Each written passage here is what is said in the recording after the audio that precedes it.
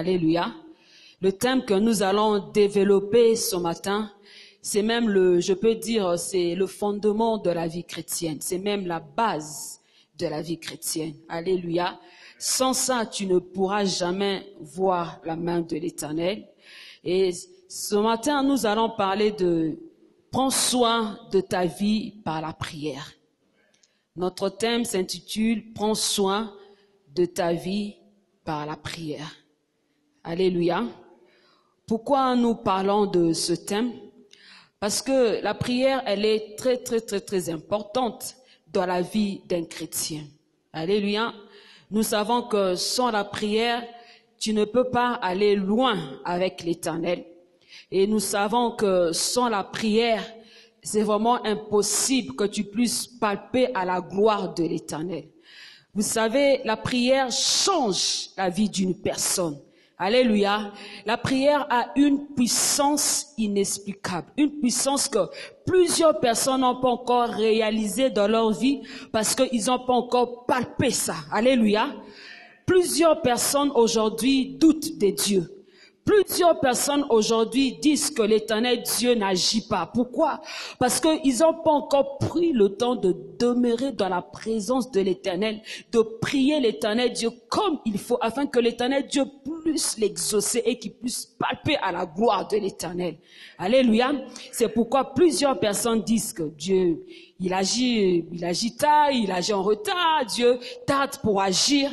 Ce n'est pas ça, bien-aimé. Le jour où tu vas t'approcher le jour où tu vas t'approcher dans la présence de l'Éternel, en priant, bien-aimé, même si Dieu ne te donne pas des choses maintenant, mais seulement la présence que tu vas ressentir de l'Éternel pendant que tu pries, c'est comme si c'est la solution à tous tes problèmes.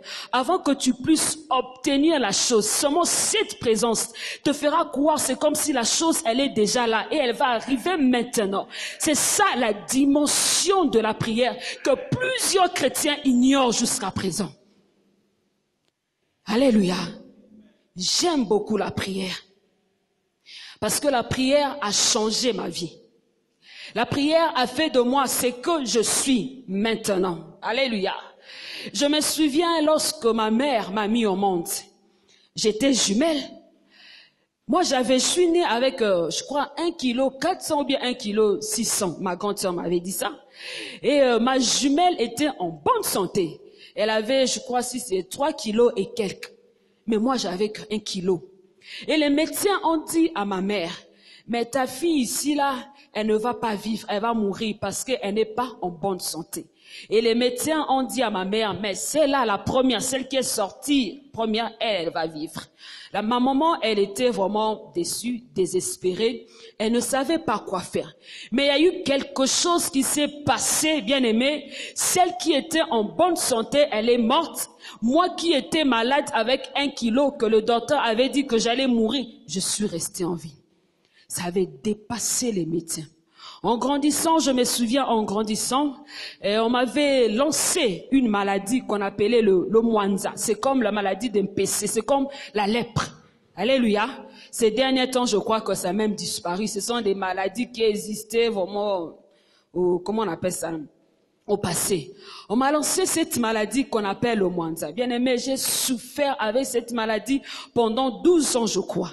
Un jour, on a failli m'amputer les 2 jambes parce que mes pieds étaient pourris.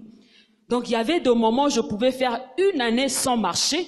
Je pouvais faire 1 année sans aller à l'école parce que ça n'allait pas. J'avais vraiment des pieds pourris comme du poisson pourri. Et mes pieds étaient sombres comme cette chaise. Quand je partais à l'école, on s'est moqué de moi.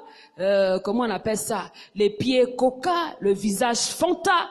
Mes amis se moquaient de moi parce que j'étais claire et j'avais des pieds noirs avec des plaies partout.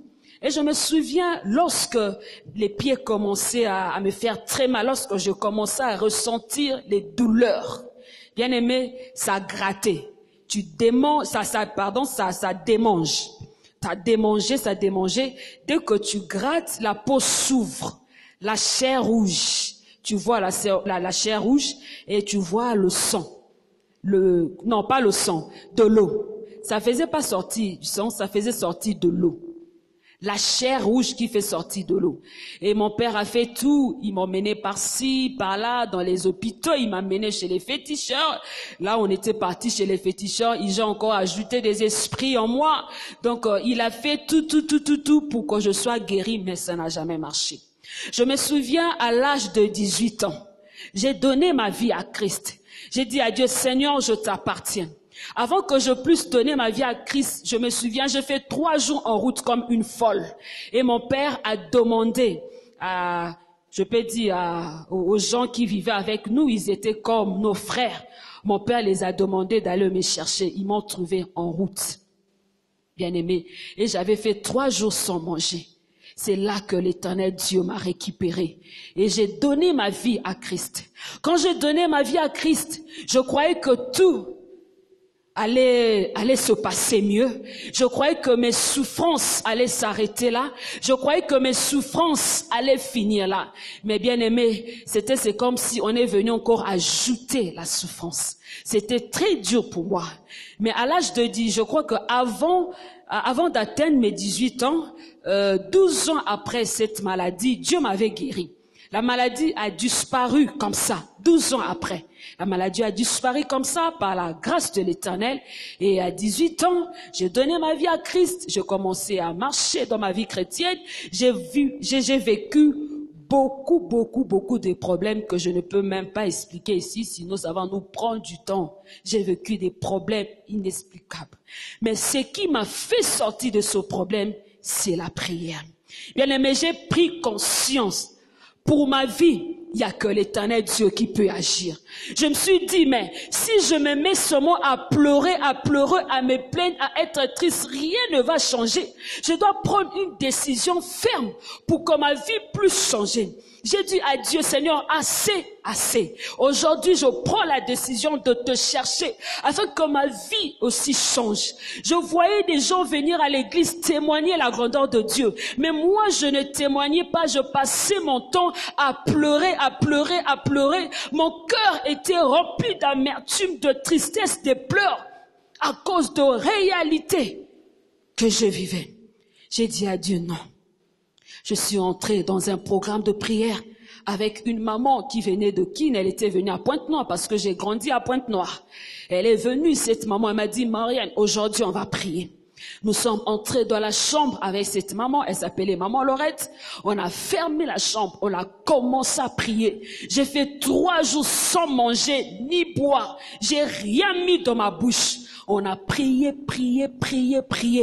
Et l'Éternel Dieu m'a délivré. Il y a une femme qui était morte, qui est sortie de mon corps.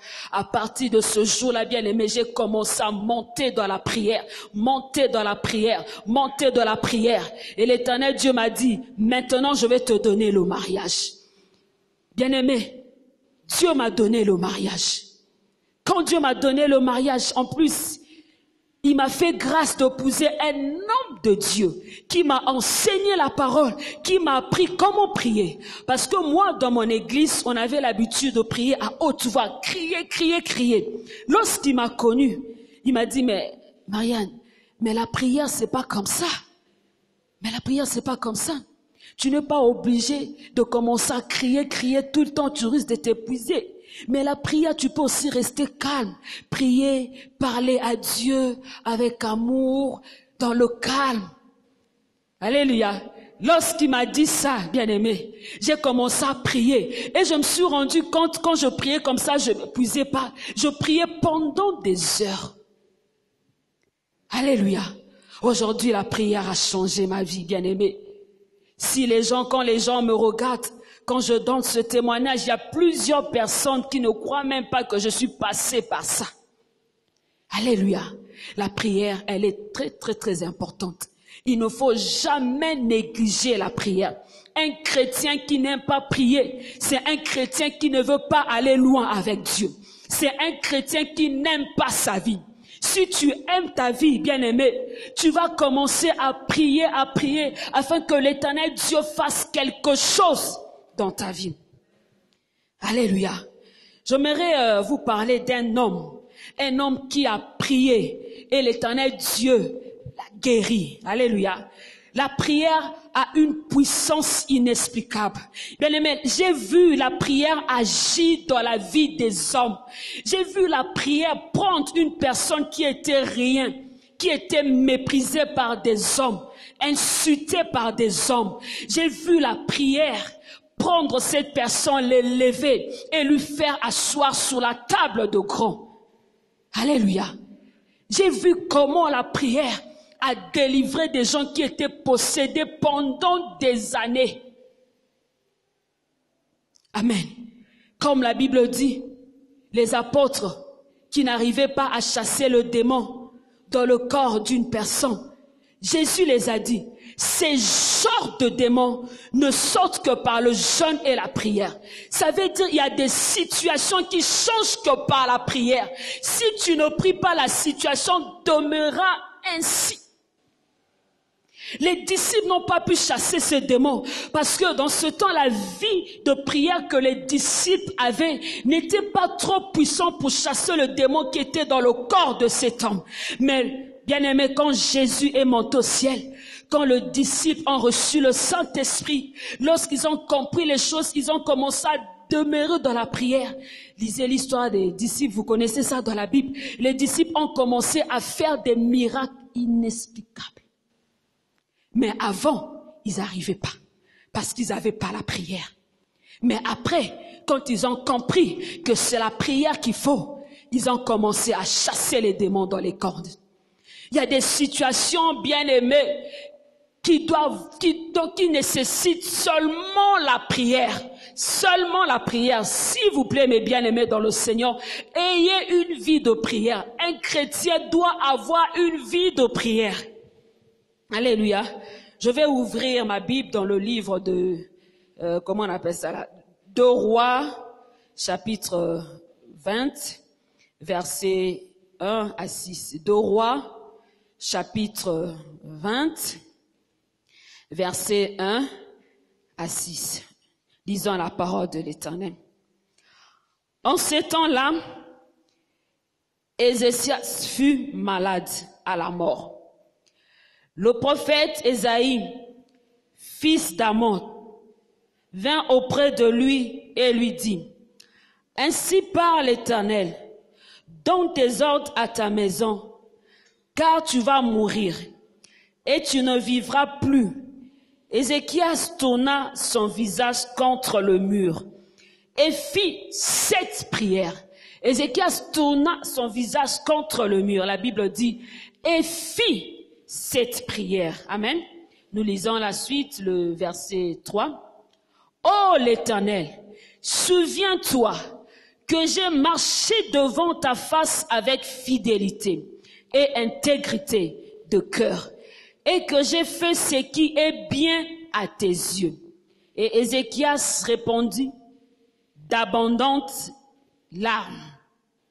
Ésaïe qui était sorti n'était pas encore dans la cour du milieu, lorsque la parole de l'Éternel lui fut adressée en ces termes. Retourne et dis à Ézéchias, chef de mon peuple, ainsi parle l'Éternel, le Dieu de David ton père. J'ai entendu ta prière, j'ai vu tes larmes. Voici, je te guérirai le 3e jour. Tu monteras à la maison de l'Éternel. J'ajouterai à tes jours 15 années. Je te délivrerai, toi et cette ville, de la main du roi d'Assyrie. Je protégerai cette ville à cause de moi et à cause de David, mon serviteur. Waouh! Alléluia! Dieu lui-même, il dit à Ézéchias que tu vas mourir. Alléluia. Mais lorsque Ézéchias a entendu cela, bien aimé, la Bible dit que Ézéchias pria. Il pria, il implora la grâce de Dieu pour que Dieu puisse lui délivrer parce qu'il était malade. Pour que Dieu puisse lui délivrer de cette maladie. Le même Dieu qui avait dit qu'il va mourir, il lui a encore dit que tu ne mourras plus. Je te guérirai de cette maladie.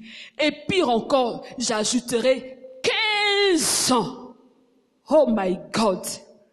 My God. Vous avez vu la puissance de la prière. Ça changeait même les dires des dieux. Alléluia. Bien aimé, la puissance, la prière a la puissance de changer ce que les hommes ont dit sur ta vie. Alléluia. Si Dieu lui-même a changé sa décision à cause d'une prière, combien de fois les gens qui condamnent ta vie, si tu pries, alléluia, eux ils ne vont pas changer leur vie, mais Dieu va les frapper. Alléluia. Alléluia.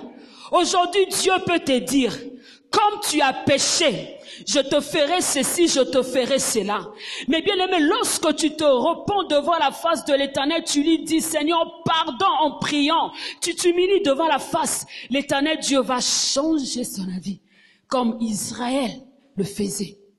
Alléluia. Lorsque Israël revenait vers l'Éternel, il priait, il jeûnait, il demandait à Dieu pardon. Dieu les pardonnait. La puissance de la prière, ça change même la décision de Dieu vis-à-vis de ta vie. Alléluia. Alléluia. La prière doit être un moment de joie et non un moment d'ennui pour toi. La prière doit être un moment où ton cœur est rempli de joie parce que tu es dans la présence de l'Éternel. Mais la prière ne doit pas être un moment d'ennui pour toi. Parce qu'il y a certaines personnes, lorsqu'on dit aujourd'hui c'est une journée de prière, tu vas voir certaines personnes ne viendront pas. Pourquoi? Parce que pour eux la prière, c'est un moment d'ennui. Prière, je suis fatigué. Alléluia. Mais lorsque la prière est un moment d'ennui pour toi, ça veut dire que tu connais pas encore Dieu. Tu connais pas celui que tu sers. Tu connais pas l'importance de la prière, bien-aimé. Prends soin de ta vie par la prière. Prends soin de ta vie par la prière. La prière ne doit pas t'ennuyer, mais la prière doit réjouir ton cœur et ça doit remplir ton cœur de joie. Alléluia. Est-ce qu'aujourd'hui, si tu es devant le président de la République, est-ce que tu vas t'ennuyer? Alléluia. En voyant seulement le président de la République, tu vas te dire qu'aujourd'hui ma vie va changer.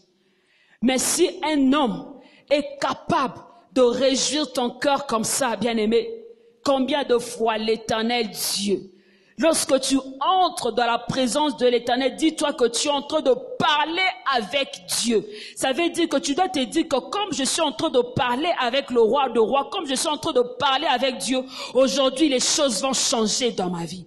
C'est pourquoi lorsque tu pries, ton cœur doit être rempli de joie. Alléluia. Alléluia, alléluia. Plusieurs personnes négligent la prière. Pour eux, la prière est très difficile. Amen. La prière est très difficile pour eux. Prier, c'est vraiment difficile. La prière n'est pas difficile. Si la prière devient difficile pour toi, bien aimé, tu dois regarder ta vie. Ça veut dire qu'il y a quelque chose qui ne marche pas. Où tu es possédé par des démons qui t'empêchent à prier, qui rend la prière difficile dans ta vie, où tu n'as jamais connu Dieu, où tu l'as jamais reçu dans ta vie comme Seigneur et Sauveur, où tu n'es pas un chrétien. Si tu es un chrétien véritable, la prière ne doit pas être difficile pour toi, mais la prière doit être facile. Parce que lorsque nous prions, bien aimé, tout ce que nous faisons sortir de nos bouches vient parfois du Saint-Esprit. Alléluia. Alléluia. À part s'exprimer, mais il y a des prières que nous faisons, c'est inspiré par le Saint-Esprit. Mais si tu dis que la prière est difficile pour toi, ça veut dire que tu n'as pas aussi le Saint-Esprit. Alléluia. Il y a encore certaines personnes qui n'arrivent même pas à faire 1 heure du temps dans la présence de l'Éternel. C'est très grave. En tout cas, mes bien-aimés, c'est très grave. Je me mets à votre place. Je parle comme un humain. C'est triste. Et c'est pitié. Alléluia. Pour un chrétien qui n'arrive pas à prier pendant 1 heure du temps. Un jour, il y a une sœur qui m'a appelé. Maman, j'ai des problèmes avec mon mari. J'ai beaucoup de problèmes. Mon mari, ces derniers temps, il est devenu comme ça, tout. Elle m'a expliqué plein de problèmes. J'ai dit à la sœur, en tout cas, moi, je ne sais pas quoi te dire. Je ne peux pas te dire de divorcer parce que la Bible interdit le divorce. Mais c'est que j'aimerais te dire de prier. Parce que je sais que la prière a le pouvoir ou a la puissance de changer un homme. Je l'ai dit, il faut prier. Dieu changera ton mari. Elle me dit, maman, oui, je prie. J'ai dit, tu pries. Mais tu pries pendant combien d'heures? Oh, maman, je prie seulement. Je lui ai dit, non, maman, non. Vous condamnez Dieu pour rien. Jusqu'à présent, tu n'as pas encore prié. Tu crois que les prières de 10 minutes, 20 minutes que tu fais, c'est ça la prière? Je lui ai dit, non. Il ne faut pas dire, maman, je prie. Non, tu n'as pas encore prié. Le jour que tu vas prendre la décision pour prier pour ton mari, Dieu va le changer. Et c'est ce que plusieurs femmes vivent dans leur foyer. Le mari, il est ceci, il est cela, le mari, il sort, il revient tard. Et la femme fait que se plaindre. Mais elle n'a même pas le temps de passer du temps pour prier pour son mari. Bien aimé, les plaintes, ça ne change pas un homme. Les pleurs dans la chambre, ça ne change pas un homme. Mais les pleurs devant la face de Dieu, en priant, peut changer la vie d'un homme. J'ai dit à la sœur, prends la décision de prier. Et l'Éternel Dieu touchera le corps de ton mari. Et ton mari va changer. C'est ce que j'ai dit à la sœur. Alléluia. Il faut prier. Parce que la prière nous donne la victoire dans le combat. Alléluia. Quand tu as un combat, ta victoire, c'est dans la prière. Si tu ne pries pas, c'est ce combat qui va te vaincre. Alléluia. Mais lorsque tu pries, tu vas obtenir la victoire dans le combat. Il y a certaines personnes, quand ils prient, bien-aimés, ils dorment. Je vois souvent, parfois même quand on a culte, je vois beaucoup de gens, je vois parfois les gens dormir. Au fond du cœur, j'ai ri, j'ai dit à Dieu, Seigneur, pardonne-leur, car ils ne savent pas ce qu'ils font. Vous êtes dans la prière et certaines personnes dorment. Certaines même en train de bâiller, quoi. C'est comme si la présence de Dieu les fatigue. Ça, c'est un démon. C'est pas normal. Alléluia. Il y a des gens, même lorsque vous priez, ils commencent à changer de position. Donc, il lève ses pieds. Tu sens que la personne est mal à l'aise. Donc, la personne a même envie que tu dises Amen, Amen. Pour que la prière s'arrête. Et il y a certaines personnes, quand c'est comme ça, vous êtes en train de prier, vous lancez un sujet, prions pour ceci. La personne te regarde. Il te regarde. Ou parfois, il ferme les yeux. Il dit rien. Ou parfois ses pensées sont ailleurs. Nous sommes ici en train de prier, mais tes pensées sont ailleurs. Tes pensées sont à la maison, au riz, au pendou que tu as laissé là-bas. Ou au rendez-vous d'argent que tu as à 12 heures. Pendant que tu as un rendez-vous à 12 heures, un rendez-vous d'argent, ici on te demande de prier. Et tes pensées sont là-bas. Bien-aimé, c'est Dieu qui donne l'argent. Il est capable de foirer le programme d'argent que tu as. Tu arrives là-bas, la personne te dit, vraiment, excuse-moi, tu es venu en retard. Ou bien, vraiment, excuse-moi, je n'ai plus l'argent que j'allais te donner. Tu vas faire quoi? Alléluia. Il faut quand même craindre Dieu, craindre la présence de l'Éternel. Lorsqu'on vous dit de prier, il faut prier. C'est pas en vain qu'on vous dit de prier, bien-aimés. C'est pas en vain, parce que nous savons que c'est la prière qui a la solution de nos problèmes. C'est la prière qui peut nous changer. C'est la prière qui peut nous donner des choses que nous n'avons pas. C'est la prière qui peut nous élever. C'est la prière aujourd'hui qui peut faire que les hommes puissent nous respecter. C'est la prière qui peut faire que le membre de ta famille te considère aujourd'hui. Mais c'est ce que tu négliges. Alléluia. C'est vraiment, comme on dit, c'est pitié. Alléluia. C'est vraiment pitié. Pourquoi nous devons prier? Alléluia. Nous parlons de la prière. Il faut prier, il faut faire ceci, il faut faire cela. Maintenant, pourquoi nous devons prier? Premièrement, pour ne pas tomber dans la tentation. La Bible dit dans le livre de Matthieu chapitre 26, verset 41. Je répète, pourquoi nous devons prier? Pour ne pas tomber dans la tentation. Dans le livre de Matthieu chapitre 26, verset 41. Il est écrit dans la parole de l'Éternel, « Veillez et priez, afin que vous ne tombiez pas dans la tentation. » La Bible dit, « Veillez et priez, afin que vous ne tombiez pas dans la tentation. » Dieu nous demande de prier, alléluia, pour ne pas tomber dans la tentation. Bien, mais qui tente? C'est Satan. C'est Satan qui nous tente. Et lorsque Satan te tente, tu tombes dans le péché.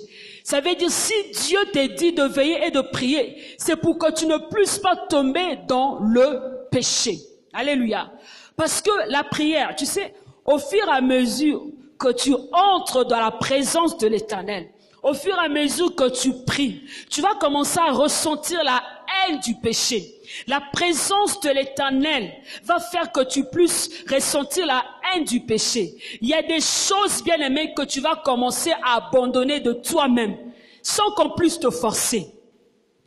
Parce que à part le péché, il y a la nature humaine. La nature humaine est très difficile pour s'en débarrasser.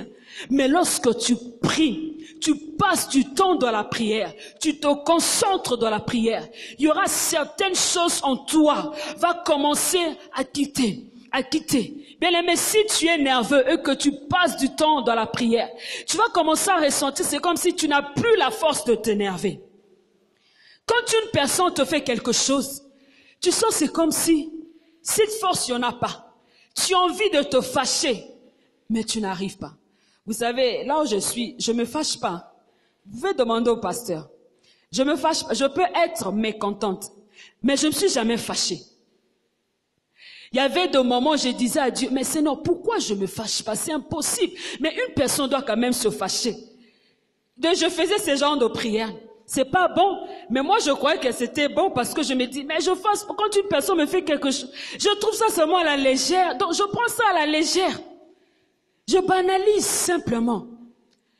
Et puis, j'ai commencé à prier. Un jour, une personne m'a dit, tu sais, maman Marianne, tu sais que n'est pas se fâcher. Non, je crois que c'est le pasteur qui m'avait dit ça. Tu sais que ne pas te fâcher, c'est une grâce. Donc, il ne faut plus faire ce genre de prière. Mais je me souviens un jour, j'ai eu un problème avec mon mari. Je lui ai dit, en tout cas, aujourd'hui, je vais me fâcher. Aujourd'hui, je vais me fâcher. Bien aimé, je me suis fâchée. Ma colère, c'était dormir sans lui parler. Je suis partie dormir sans le parler. La nuit, sans le causer, la nuit, bien aimé, j'ai vu une femme toquer devant la porte. Toc, toc, toc, toc, toc, toc, toc. J'ai dit, mais c'est qui? Pendant que je dorme, j'ai dit, mais c'est qui? Elle m'a dit, mais c'est moi. J'ai dit, toi, c'est qui? Elle m'a dit, mais c'est moi. J'ai dit, mais toi là, c'est qui? Elle m'a dit, mais c'est toi qui m'as invité. J'ai dit, moi, je t'ai invité, je te connais pas. Elle a dit, oui, tu m'as invité parce que tu es dormi en colère. Parce que tu t'es endormi en colère. Je me suis dit, moi là, elle a dit, oui. J'ai dit, tu peux pas entrer. Elle a dit, si, je veux entrer parce que tu m'as déjà ouvert la porte. Bien aimé, cette femme est entrée dans ma chambre. Elle m'a étranglée. Elle m'a étranglée, j'étais étouffée. Je n'arrivais plus à bouger. Elle m'a étranglée, je criais, je n'arrivais pas. Je me suis battue. Et j'ai crié, Jésus! Directement, elle est partie, elle a fermé la porte de la chambre. Je me suis réveillée, je me suis rendu compte que c'était une vision que j'avais faite. Et le pasteur était juste à côté de moi, je l'ai regardé. À un moment, j'ai eu honte de le réveiller pour confesser. J'ai dit non, il faut que je le réveille. Je l'ai réveillé et puis j'ai parlé de la vision que j'ai faite. Et puis il m'a dit prions. On a prié. Et j'ai compris que non, en tout cas, Dieu n'aime pas que je me fâche. C'est pourquoi il a fait de moi tel que je suis. Parce que je banalise tout. Tout pour moi est bidon. Tout pour moi, ça passe. Alléluia. Alléluia. Ah, tu peux acclamer très fort pour le Seigneur.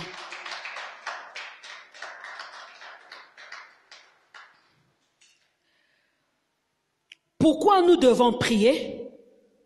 Deuxième point, pour se rapprocher de Dieu. Bien-aimés, nous devons prier pour se rapprocher de Dieu.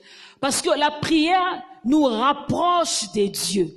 La prière fait que nous puissions tisser une relation avec Dieu.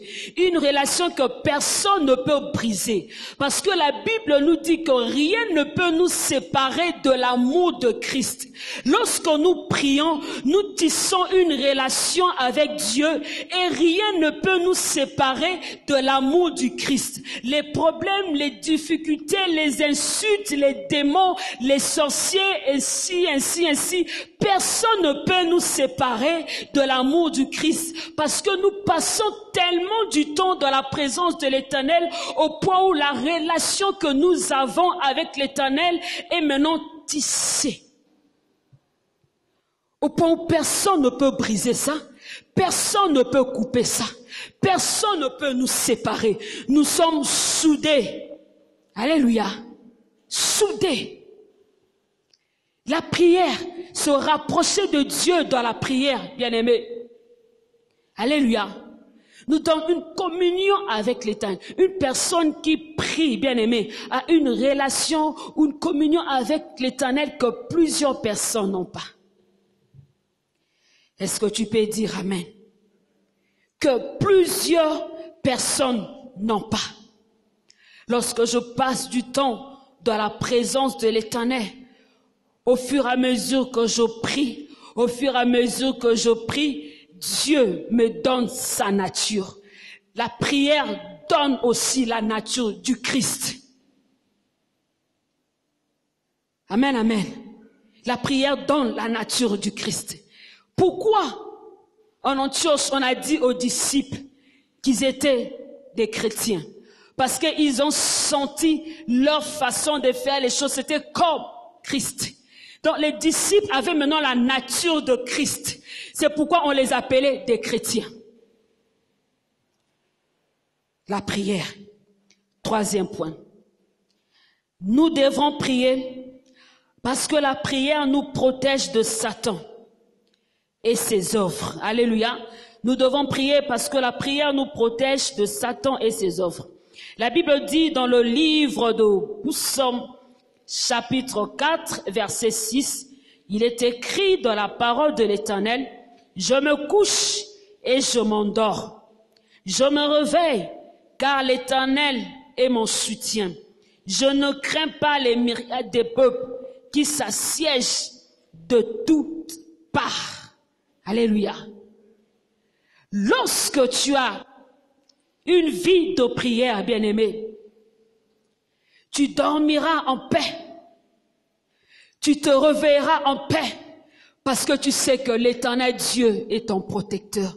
Parce que tu sais que tu mets ta confiance en l'Éternel. Il y a beaucoup de gens aujourd'hui qui n'arrivent pas à dormir la nuit. Alléluia. Pendant que certaines personnes dorment, eux ils tremblent. Ils ont peur. Ils font que se réveiller, regarder à gauche, à droite, ce qu'ils cherchent, on ne sait pas pourquoi. Parce que ils savent déjà qu'ils n'ont pas la sécurité. Ils savent déjà qu'ils n'ont pas Jésus.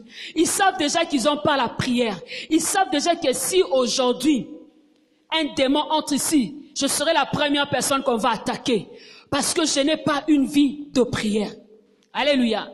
Bien aimé, mais une personne qui a une vie de prière, un démon, alléluia, n'a pas le pouvoir de le toucher. C'est pourquoi cette personne dorme en paix, tranquille même, parce qu'il sait que Jésus est là. Il y a des anges dans sa chambre, il y a des anges dans sa maison. Lorsqu'un démon voudra entrer, les anges vont intervenir au point où il est en paix. Si un voleur vient dans le quartier, Le voleur va voler chez les voisins, mais chez toi, il va pas voler. Parce que les anges qui sont dans ta maison vont l'empêcher d'entrer. La dimension dans la prière. Alléluia. Prendre soin de ta vie dans la prière. Quatrième point. Nous devons prier pour que Dieu puisse nous parler. Bien-aimés, parfois nous prions pour que Dieu puisse aussi nous parler. Lorsque nous avons besoin d'entendre la voix de l'Éternel, lorsque nous avons besoin que l'Éternel Dieu puisse nous parler, souvent on se retire de la prière. Moïse s'est retiré dans la prière. Il est allé dans la montagne pour que Dieu puisse lui parler pour le peuple d'Israël. Il était parti pour intercéder pour le peuple d'Israël. Il voulait que Dieu puisse lui dire quelque chose. Il voulait que Dieu puisse lui parler. Amen, bien-aimés. Lorsque nous prions, c'est pour que Dieu aussi puisse nous parler. Parce que nous avons besoin que Dieu nous parle aussi. Alléluia. Nous avons besoin que Dieu nous parle. Parce que tu ne peux pas parler à une personne qui ne te parle pas. Tu ne peux pas passer du temps tu peux pas passer du temps dans la, comment on appelle ça? Tu peux pas passer du temps dans la présence de l'Éternel sans que l'Éternel Dieu puisse te parler. Alléluia. Tu as quand même besoin d'entendre sa voix. Même si tu n'entends pas sa voix audiblement, mais tu as besoin quand même de faire un songe, une vision, où tu vois que non, l'Éternel Dieu t'a parlé. Alléluia. C'est pourquoi lorsque nous prions, c'est aussi pour que l'Éternel Dieu nous parle. Parce que nous avons besoin de ça. Nous avons besoin que Dieu nous dise quelque chose. Nous avons besoin que Dieu puisse nous parler. Alléluia. Si tu n'as pas une vie de prière, si tu ne pries pas, Dieu ne peut pas aussi te parler. Amen. Dieu parle lorsque tu pries. Il a des orientations à te donner. Il a des choses à te dire. C'est pourquoi tu dois prier pour que Dieu puisse te parler. Cinquième point. Pourquoi nous devons prier?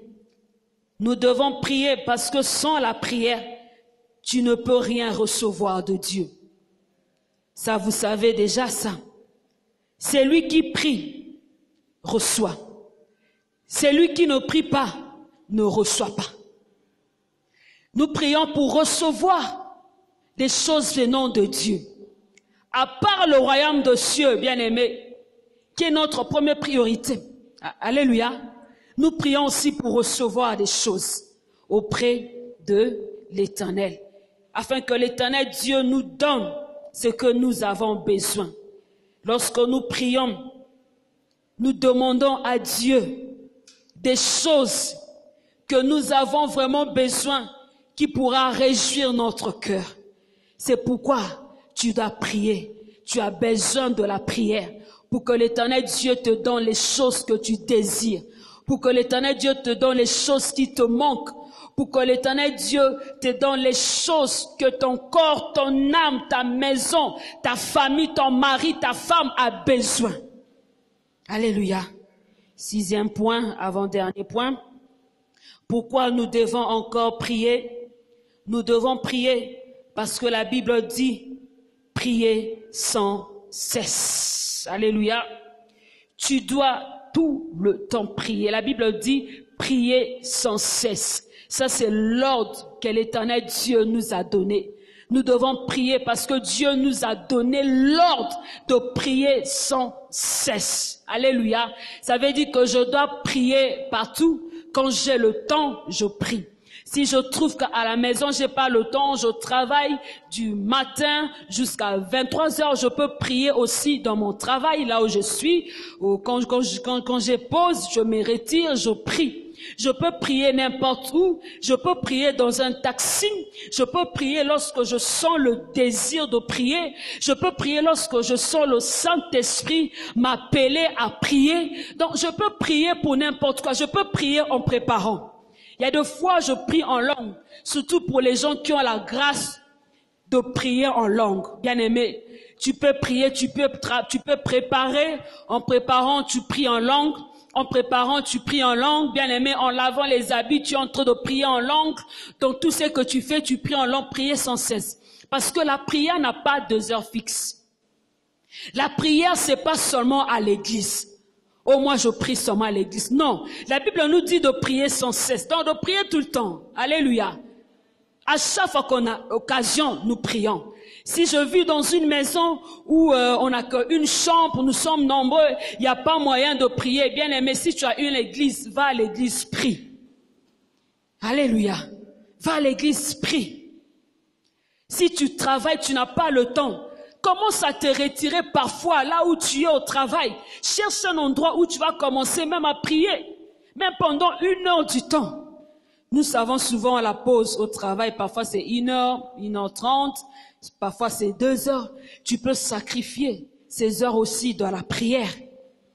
Alléluia. Plus que chez toi, tu n'as pas d'endroit où prier. Tu ne sais pas comment te concentrer dans la prière. Alléluia. Si c'est pas ça, tu peux commencer à prier la nuit pendant que tes frères et sœurs dorment. Toi, tu vas au salon, tu commences à prier. Si tu dormez, vous tous au salon, vous avez qu'une maison, je sais pas, un studio. Va même dans les toilettes. Ça fait rien. Essentiel que tu pries. Que tu ne passes pas ta journée sans prier. Prier sans cesse. Et le dernier point, pourquoi nous devons prier? Nous devons prier pour sortir des souffrances. Alléluia. Nous devons prier pour sortir des souffrances. Bien-aimés, si vous lisez la Bible, vous allez vous rendre compte que toutes les personnes dans la Bible qui ont passé des moments difficiles de souffrance, Dieu les a fait sortir de ce moment par la prière. Je vous donne un exemple, Esther. Esther a eu un problème avec Naaman. Esther et Mardoché. Naaman voulait lapider Mardoché. Mais regardez la prière que Esther a fait. 3 jours, qui a changé la situation, qui a changé la souffrance que Mardoché et Esther avaient dans leur cœur. Alléluia. Il y a encore qui? Abraham, bien-aimé. La prière qui a changé la situation d'Abraham, qui a fait d'Abraham le père de la foi ou le père des nations. Il y a encore qui, bien-aimé? Il y a encore qui dans la Bible? Il y a Anne. Regardez la stérilité que Anne a vécue. La prière a changé la vie de Anne. La prière a enlevé la honte dans la vie de Anne. Anne qui était mortifiée tout le temps par Pénina. Mais la prière a fait que Pénina puisse respecter Anne. Parce que l'Éternel Dieu a donné à Anne ce que Anne avait besoin. En priant, Anne n'a pas pleuré devant les hommes, mais Anne a pleuré devant l'Éternel. Alléluia. La prière a changé la situation de Anne. La prière a changé la situation de David.